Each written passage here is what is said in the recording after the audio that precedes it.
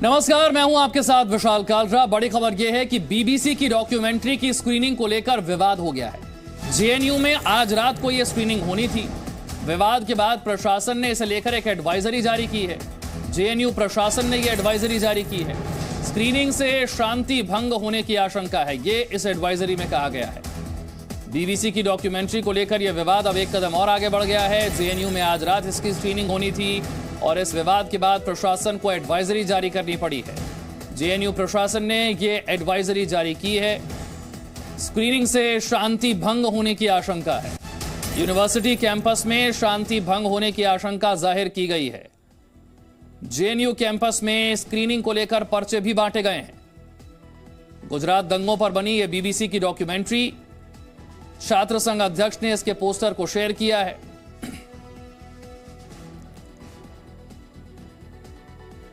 तो बीबीसी की ये भाई अपना खुद का सुपरमार्केट बना के महीने का 10 लाख कमा रहे हैं। हाँ, सिर्फ पैसे वाले नहीं, आप भी कर सकते हैं। फ्रीडम ऐप को अभी डाउनलोड कीजिए। विवादित डॉक्यूमेंट्री अब जेएनयू के दरवाजे पर पहुंच गई है। दरअसल जेएनयू में इस डॉक्यूमेंट्री की स्क्रीनिंग किए जाने के लिए पर्चे बांटे गए हैं, जिसे लेकर अब यूनिवर्सिटी प्रशासन ने एडवाइजरी जारी की।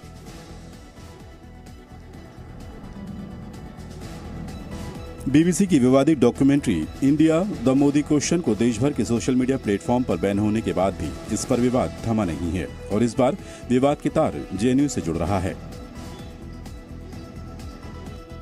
खबर है कि जेएनयू परिसर में इंडिया द मोदी क्वेश्चन की आज स्क्रीनिंग रखी जा रही है। रात करीब 9 बजे स्क्रीनिंग कराए जाने का पर्चा भी बांट दिया गया है। इसे लेकर जेएनयू प्रशासन ने एक अर्जेंट एडवाइजरी भी जारी की है। प्रशासन का कहना है कि ऐसे अनऑथराइज्ड प्रोग्राम से यूनिवर्सिटी कैंपस की शांति भंग हो सकती है। ऐसे में उन छात्रों को सलाह है कि इस कार्यक्रम को रद्द करें। प्रशासन का कहना है कि स्क्रीनिंग होने पर अनुशासनात्मक कार्रवाई होगी।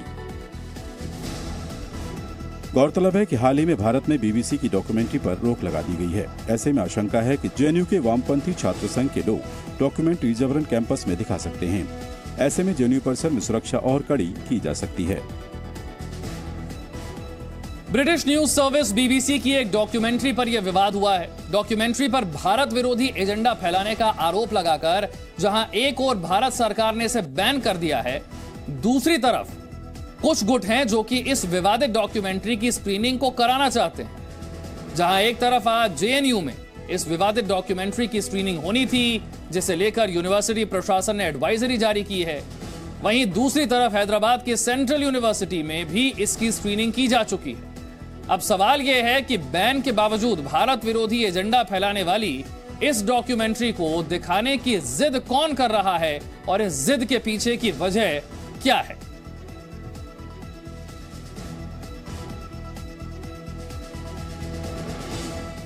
और हैदराबाद से इस वक्त की एक बड़ी खबर आपको बताते हैं, जहां पर हैदराबाद यूनिवर्सिटी में बीबीसी की विवादित डॉक्यूमेंट्री की स्क्रीनिंग किए जाने की खबर आई।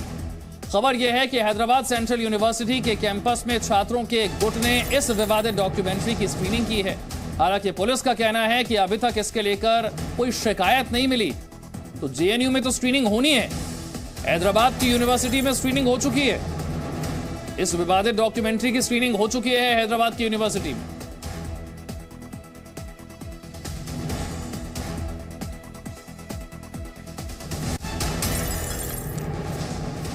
दिल्ली और हैदराबाद से मेरे दो सहयोगी इस वक्त मेरे साथ हैं। सबसे पहले हैदराबाद चलते हैं प्रसाद भोसेकर के पास। प्रसाद, हैदराबाद की यूनिवर्सिटी में यह स्क्रीनिंग कैसे, और जो पुलिस कह रही है कि अब तक कुछ शिकायत नहीं मिली। बिल्कुल विशाल, हैदराबाद सेंट्रल यूनिवर्सिटी अगर आपको याद होगा तो 2016 से ही विवादों का एक केंद्र है। जब रोहित वेमुला जो छात्र थे वहाँ पर यहाँ पर उन्होंने आत्महत्या की थी, तब से ये विवादित यूनिवर्सिटी रहा है। और ये जो करंट मामला है बीबीसी डॉक्यूमेंट्री का, बताया जा रहा है कि शनिवार के दिन रात में कुछ 50 से 60 छात्र नॉर्थ कैंपस है पूरे अंदर यूनिवर्सिटी के अंदर, वहाँ पर ये जो है बैंड बीबीसी का डॉक्यूमेंट्री उन्होंने दिखाया। लेकिन आश्चर्य की बात यह है कि यूनिवर्सिटी वालों को पता नहीं है, वो अभी तक उन्होंने ऑफिशियली शिकायत दर्ज नहीं की है पुलिस से। और दूसरी तरफ पुलिस का कहना है कि जब तक हमको रिटर्न कंप्लेंट नहीं मिलता हम इस पर कार्रवाई नहीं कर सकते, क्योंकि ये कैंपस के अंदर हुआ है। ये किन लोगों की तरफ से स्क्रीनिंग करवाई गई, क्या ये जानकारी मिल पाई है? देखिए, छात्र संगठन बताया जा रहा है, कैंपस फ्रेटर्निटी, कैंपस फ्रंट या फिर और दूसरे जो छात्र हैं वहाँ पर, तो ये ABPVP जो छात्र संगठन है वो बता रहे हैं कि जो लेफ्ट ओरिएंटेड या फिर जो स्टूडेंट इस्लामिक ऑर्गेनाइजेशन के भी कुछ छात्र हो सकते हैं जो एंटी मोदी जो हमने देखा था 2016 में, काफ़ी सारी तादाद में यहाँ पर लोग उन्होंने जो प्रधानमंत्री नरेंद्र मोदी के खिलाफ या फिर केंद्र सरकार के खिलाफ जो धरना प्रदर्शन किए, वो ग्रुप अभी भी कुछ लोग एक्टिव यहाँ पर है। और जिस प्रकार से फोटोज हमको देखने को मिले कि बाकायदा नॉर्थ कैंपस में एक पर्दा लगाया गया, लैपटॉप और एक स्क्रीनिंग की व्यवस्था की गई, वो काफ़ी चौंका देने वाली है और यूनिवर्सिटी के अधिकारियों की इसकी खबर नहीं है, ऐसा वो बता रहे हैं। चलिए शुभांग के पास चलते हैं, दिल्ली से हमारे साथ जुड़ रहे हैं। शुभांग, यहां पर JNU में स्क्रीनिंग होनी थी, जिसे लेकर अब प्रशासन की तरफ से एडवाइजरी जारी की गई है। यूनिवर्सिटी कैंपस में शांति भंग को लेकर यह एडवाइजरी है। जी बिल्कुल, देखिए कोई भी इस बात पे किसी भी तरह की हैरानी फिलहाल नहीं है, क्योंकि आमतौर पर यही देखा जाता है कि JNU अक्सर सुर्खियों पे आता है और विवादों को लेकर के अक्सर हमने देखा है JNU सुर्खियों पे रहता है। एक ऐसी डॉक्यूमेंट्री BBC की, जिसको फिलहाल जो सरकार ने रोक लगा दी थी, YouTube वगैरह से भी हटाने की बात कर दी थी, उसी की स्क्रीनिंग की बात आज यानी कि 24 तारीख को रात 9 बजे यहाँ पे JNSU के यानी कि स्टूडेंट यूनियन की तरफ से आई। ऐसे में जो कॉलेज का प्रशासन है, उन्होंने ये कहा कि हमारे नोटिस में जैसे ही ये बात आई, हमने इस पर रोक लगा दी है और साथ ही ये भी कहा है कि अगर ये फिल्म अंदर दिखाई गई, इसकी स्क्रीनिंग होती है, तो उस सब पर जो है एक्शन लिया जाएगा। और साथ ही आज के लिए प्रेमिसेस के अंदर किसी भी तरह की स्क्रीनिंग के लिए उन्होंने फिलहाल मना कर दिया है। लेकिन वहीं यहाँ पर बाहर एक NSUI के छात्र मौजूद थे जो उस संघ के साथ है। उनका ये कहना है कि इस मूवी को दिखाना चाहिए, या तो किसी भी तरह की कोई स्क्रीनिंग आज तक यहाँ पर ना हुई हो, ऐसा होता तो फिर भी हम ये मान सकते थे कि ना दिखाई जाए, लेकिन उनका ये कहना है कि इस स्क्रीनिंग को दिखाना चाहिए ताकि लोगों को पता चले कि उस समय हुआ क्या था। हालांकि सुप्रीम कोर्ट इस पर अपनी राय पहले ही पेश कर चुकी है, लेकिन उसके बावजूद उनका ये मानना है, यहाँ पर जो संघ है, जो संघ के साथ छात्र जुड़े हुए हैं, उनका ये मानना है कि स्क्रीनिंग होनी चाहिए थी, क्योंकि अक्सर यहाँ पर देखा गया है कि पहले जो कश्मीर फाइल्स जैसे मूवी थी उसकी भी स्क्रीनिंग हुई थी। तो लेकिन अब जो एडवाइजरी जारी की गई है यूनिवर्सिटी कैंपस में शांति भंग को लेकर एडवाइजरी जो है, उसका क्या होगा फिर? अगर ये स्क्रीनिंग होती है तो कुछ एहतियात बरता जाएगा? जी बिल्कुल, देखिए फिलहाल मैं ठीक JNU के बाहर मौजूद हूं और यहाँ पर आज एक की जगह यहाँ पर अक्सर देखा जाता है कि एक PCR पुलिस की रहती है, लेकिन फिलहाल यहाँ पर आज 2 है। तो देखिए पहले से दिख रहा है कि सिक्योरिटी यहाँ पे टाइट करने की कोशिश की जा रही है। वहीं अगर बात करें अंदर प्रशासन की, तो उन्होंने स्ट्रिक्ट गाइडलाइंस अपनी दे दी है कि अगर स्क्रीनिंग अंदर होती है तो एक कड़ा एक्शन हर किसी की तरफ लिया जाएगा जो भी उससे जुड़ा हुआ होगा। लेकिन मना करने के बावजूद अगर वो लोग आज स्क्रीनिंग करते हैं, जो कि आमतौर पर कोई हैरानी की बात भी नहीं होगी, क्योंकि पहले भी ये देखा गया कि प्रशासन के खिलाफ जाकर के बच्चों ने यहाँ पर किया है और एक उसके बाद डिसिप्लिनरी कमेटी उठाई जाती है। और लेकिन यूनिवर्सिटी की तरफ से जो है वो प्रशासन ने अपनी एडवाइजरी जारी कर दी है और ये शांति भंग को लेकर एडवाइजरी है। एक बड़ी खबर ये भी है, प्रधानमंत्री मोदी पर BBC की डॉक्यूमेंट्री पर अमेरिका का बयान भी आ गया। BBC की डॉक्यूमेंट्री से हम परिचित नहीं है, लेकिन भारत के साथ साझा मूल्यों से बहुत परिचित है, ये अमेरिका की तरफ से कहा गया है। पाकिस्तानी पत्रकार का यह सवाल था BBC की डॉक्यूमेंट्री को लेकर, जिस पर अमेरिका की तरफ से जवाब दिया गया।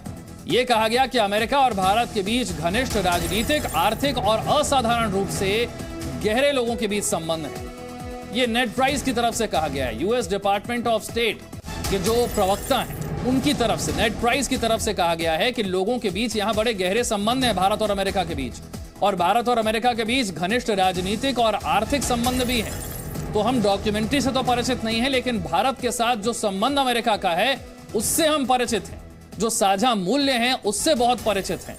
ये एक पाकिस्तानी पत्रकार की तरफ से सवाल पूछा गया था BBC की डॉक्यूमेंट्री को लेकर, जिस पर अमेरिका ने यह जवाब दिया है।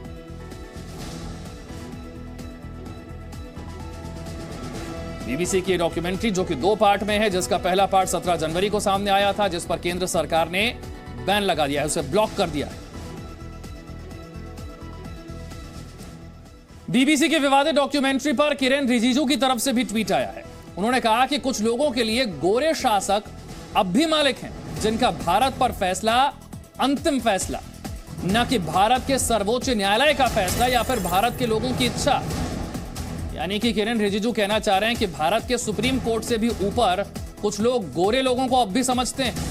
वो गोरे शासक अब भी उनके मालिक हैं। भारत में सुप्रीम कोर्ट क्या कहता है उनके लिए वो मायने नहीं रखता, बल्कि गोरे शासक वो अब भी उनके मालिक हैं।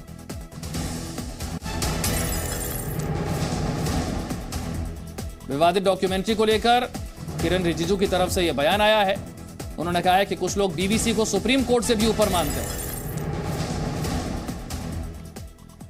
और आगे बढ़ते हैं, देश के युवाओं के साथ प्रधानमंत्री मोदी के संवाद की बात करते हैं। अपने नेता को जाने कार्यक्रम के तहत प्रधानमंत्री ने देश के युवाओं से बात की है। प्रधानमंत्री मोदी ने आज उन युवाओं से संवाद किया जिन्हें नो योर लीडर कार्यक्रम के तहत नेताजी सुभाष चंद्र बोस के सम्मान में संसद के सेंट्रल हॉल में आयोजित समारोह में भाग लेने के लिए चुना गया। कल दिल्ली में प्रधानमंत्री आवास पर प्रधानमंत्री ने युवाओं के साथ नेताजी सुभाष चंद्र बोस के जीवन पर अनेक पहलुओं पर बातचीत की थी। प्रधानमंत्री ने युवाओं को सुझाव भी दिया कि वो ऐतिहासिक शख्सियतों की जीवनी को पढ़ें, जिससे उन्हें इन लोगों के जीवन में आने वाली चुनौतियों और उनसे निपटने के तरीकों के बारे में पता चलेगा। तो आपको वो रजिस्टर हो जाता है। जैसे अभी मैं आते ही कहा, अच्छा भाई तुम मुझे दोबारा मिल गए। अच्छा अभी मैंने इस बेटी को कहा तुमने वाइस चांसलर वाला तो सुबह भी मुझे बताया था। तो वहाँ तो मैं चलते चलते मिल रहा था आप लोगों को, लेकिन किसी से आधा सेकंड 1 सेकंड बात हुआ, लेकिन मैंने अभी उसको फिर से दोहराया, सही व्यक्ति के सामने दोहराया, क्योंकि मैं उस समय भी ऐसे नमस्ते नहीं कर रहा था। भले 5 सेकंड था, लेकिन आपसे जुड़ रहा था। कोशिश करनी चाहिए जिससे मिले उसकी बात याद रहे, चेहरा याद रहे, नाम याद रहे। धीरे धीरे आपका एक नया एप्टीट्यूड डेवलप होगा। और 5 साल के बाद भी कोई मिलता है, अच्छा आप वहाँ मिले तो वही, एकदम उसको लगेगा अरे वाह ये मुझे इतना अपनापन से बात करते हैं। अच्छा नेताजी की वो कौन सी चीज़ है जो आप जीवन में लाना चाहेंगे? मैं नेताजी से संगठन क्षमता सीखनी चाहूँगी। मैं उनसे सीखना चाहूँगी कि पूरी दुनिया के मतलब नेताजी ने पूरी दुनिया के भारतीयों को एक साथ संगठित करके अंग्रेजों से लड़ाई की। वैसे ही मैं चाहूँगी कि हमारे देश के सभी लोग, केरला हो, तमिलनाडु हो, गुजरात हो, राजस्थान हो, जम्मू हो, कहीं पे भी हो, सभी एक साथ मिलजुल कर जो हमारे देश के जो भी प्रॉब्लम्स है उसके खिलाफ हम लड़े। और एक और चीज़ सीखना चाहूँगी, सपना देखना। मैं 2015 से सपना देख रही हूँ और मैं 2015 से आपसे हर रोज़ नहीं मतलब बात कर चुकी हूँ मेरे सपने में। लेकिन मैं मानती हूँ कि सपने देखिए क्योंकि हकीकत में होते हैं, क्योंकि आज मैं आपसे बात कर रही हूँ। आज आप जिस सेंट्रल हॉल में बैठे थे उसका कोई इतिहास पता है आपको? सेंट्रल हॉल क्या है?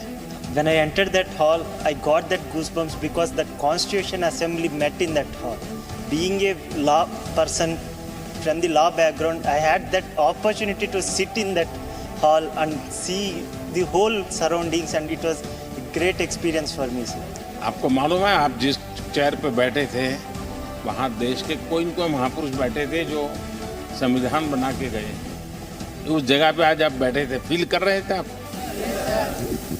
जन्मदिन पहले भी आते थे, सदन में हम लोग जाते थे, फूल भी चढ़ाते थे, और जिस महापुरुष का जन्मदिन है उनकी अगर कोई ऑडियो अवेलेबल है तो सुनने का भी मौका मिलता था।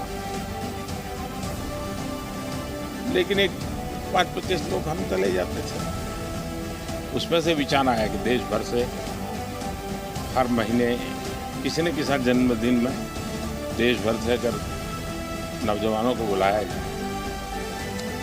ये कल्पना, ये कार्यक्रम आपने सुना, फिर आप आए, आज मिले, क्या लगा आपको? सर मेरा नाम परनीत है, मैं पंजाब से हूँ। सत श्री अकाल। मैं यहाँ पर आके पहली बार रियलाइज़ हुआ कि यूनिटी इन डाइवर्सिटी क्या होती है। आज तक उनको किताबों में पढ़ते थे, पर यहाँ आके पता लगा। जब हम स्टेयर्स पर चल रहे थे तब भी एक एक बार रियलाइज़ हो रहा था कि कितने हमारे मिनिस्टर्स होंगे जिन्होंने कॉन्स्टिट्यूशन तैयार किया होगा, हमारे लिए सब तैयार किया है, वो इस सीढ़ियों पर चढ़े होंगे। बहुत गर्व महसूस हो रहा था। यहाँ पे खड़कर आपके सामने बोलना बहुत बड़ी बात है। धन्यवाद सर। देश के युवाओं के साथ प्रधानमंत्री के संवाद की कुछ झलकियां आपने देखी। आगे बढ़ते हैं और बात करते हैं मध्य प्रदेश के मुख्यमंत्री शिवराज सिंह चौहान ने किस तरह से राहुल गांधी से सवाल पूछे। शिवराज सिंह चौहान ने पूछा है कि टुकड़े टुकड़े गैंग आपके साथ चल रहे हैं, सेना का मनोबल गिराने की कोशिश की जा रही है और राहुल गांधी खुद भी सवाल उठा रहे हैं, इससे सेना कमजोर होगी, ये देशभक्ति नहीं है। राहुल गांधी की भारत जोड़ो यात्रा के दौरान जब जम्मू कश्मीर में यह यात्रा पहुंची, दिग्विजय सिंह ने सेना को लेकर एक बार फिर से सवाल उठाया, उसी पर निशाना साधा है शिवराज सिंह चौहान ने। मैं तो श्री राहुल गांधी जी से यह जवाब मांगता हूं कि ये कैसी भारत जोड़ो यात्रा है। टुकड़े टुकड़े गैंग आपके साथ चल रही है, सेना का मनोबल गिराया जा रहा है और राहुल गांधी भी सवाल उठा रहे हैं कि सेना कमजोर होगी। ये देशभक्ति नहीं है। कभी दिग्विजय सिंह के राज में सिमी का गढ़ था, ये मध्य प्रदेश। सेना का मनोबल गिराने का पाप और अपराध तो कम से कम कांग्रेस ना करे। ये भाई अपना खुद का सुपरमार्केट बना के महीने का 10 लाख कमा रहे हैं। हाँ, सिर्फ पैसे वाले नहीं, आप भी कर सकते हैं। फ्रीडम ऐप को अभी डाउनलोड कीजिए।